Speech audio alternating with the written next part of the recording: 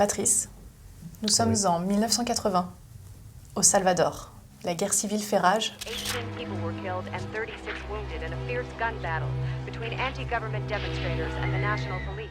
Richard Boyle, un photoreporter américain qui a déjà couvert plein de conflits internationaux, n'a plus de femme, n'a plus d'appartement, n'a plus d'argent. What's it say?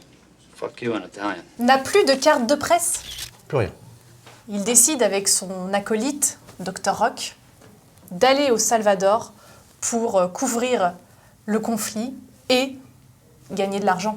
They kill people here, Boyle! You believe everything you read in the papers? Come on, man. You're gonna love it here. Give me a joint. Look, Doc, this is my last chance, man. I'm serious. If I can get some good combat shots for AP, you know, I can make some money. So I can pay you back. You better pay me back. Au moment où se déroulent les faits, le pays est en proie à une dictature, c'est la répression. On abat sans compter. No tengo armas. On s'en dévoilait rien de l'intrigue. L'évolution du personnage fait que sous ses airs de sale type ressort une âme. Et son rapport à la guerre, son rapport à l'image, son rapport à la mort vont faire qu'il va se rendre de plus en plus humain. Salvador est donc le troisième film réalisé par Oliver Stone. Il voit au cours d'une soirée Richard Boyle et il découvre en fait ses écrits à propos de la guerre au Salvador. Et là il se dit mais il y a un scénario magnifique. Donc Richard Boyle a contribué au scénario, il l'a écrit avec Oliver Stone. Il a déjà le scénario de Platoon décrit. Fatih Bédir les raconte très bien dans les bonus. On lui a dit écoute, on te fait les deux, on fait Platoon et Salvador, par lequel tu veux commencer. Et il a dit je veux faire Salvador. Et il aurait commencé par Platoon, sans doute, n'aurait-il jamais fait Salvador. Exactement. On est quand même trop super content de l'éditer en Blu-ray DVD, en collaboration vraiment avec Oliver Stone.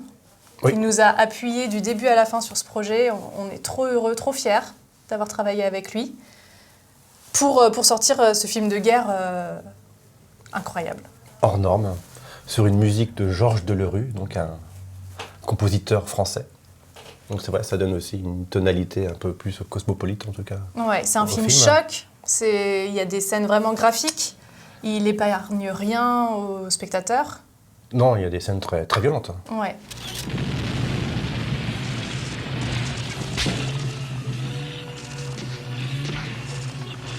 Et Richard Boyle est interprété par le fameux James Woods. Voilà. Qui est vraiment, moi je trouve, incroyable dedans. Enfin, on connaîtra peu de gens qui vont dire du mal de James Woods ou de son jeu. Quoi qu'il en soit, il incarne vraiment le personnage. Ça fait partie de ces films où tu sens qu'ils sont enracinés dans une sorte de réalité. Il y a quelque chose de rugueux, il y a quelque chose de sincère, il y a quelque chose de véridique qui fait que ça t'emporte. Tu as l'impression que tu fais face à la réalité. Bagel! Bagel! Where's my dog? What's he look like? Le reste du casting est fou. Ah, il y a James Belushi, qui est plus connu du grand public par son rôle dans les... Oh, merde. Pardon. Mais non, c'est son frère dans les Blues Brothers. Ah oui, putain. En plus, je dis des conneries. Ouais, j'arrête. Ok, il y a Jim Belushi, qui est le frère de James.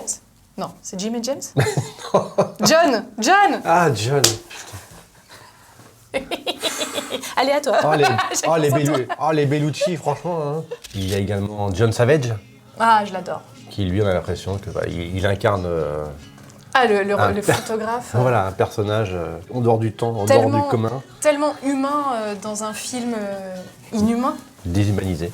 Il s'intègre parfaitement au casting du film et à la reproduction de cette triste réalité.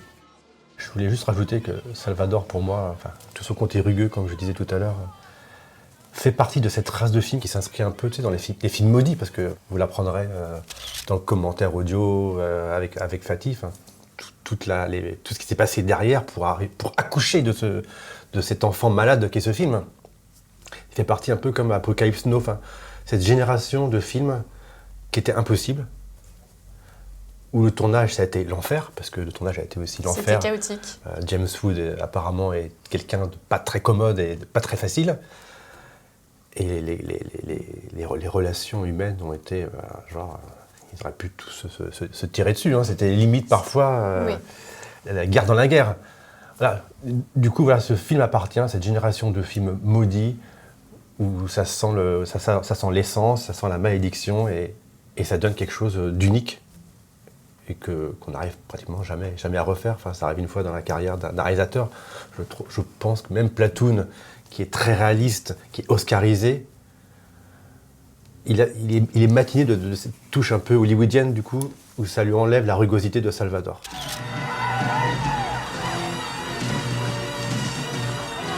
Ce qui est intéressant aussi, et ce que je voudrais rajouter, quand le film est sorti en salle aux États-Unis et en France, c'est fait massacrer. Oui, il n'a pas reçu une très bonne presse du tout. C'était plus que mitigé et ça contribue aussi un peu. Mais vraiment vilipendé parfois. La critique parisienne en particulier s'est acharnée sur le film. On se demande bien pourquoi. Le photoreporter de guerre Patrick Chauvel a sorti un livre avec Reporters sans frontières, avec beaucoup de ses clichés. Salvador d'Oliver Stone est un des films marquants pour lui, personnellement, mais aussi dans sa carrière professionnelle. Ouais. Bah, ça montre bien en tout cas que ça reproduit la dure vie d'un photographe, d'un reporter de guerre. Voilà, la réalité de ce métier. C'est-à-dire l'enfer quand on est confronté à la mort et à la destruction. Voilà, c'était pas très gai tout ça. Il est important de préciser, Patrice, que le livre de Patrick Chauvel a été fait pour Reporters sans frontières et que tous les bénéfices du livre seront intégralement reversés à l'association. C'est important. Nous soutenons ce genre d'initiative. Oui.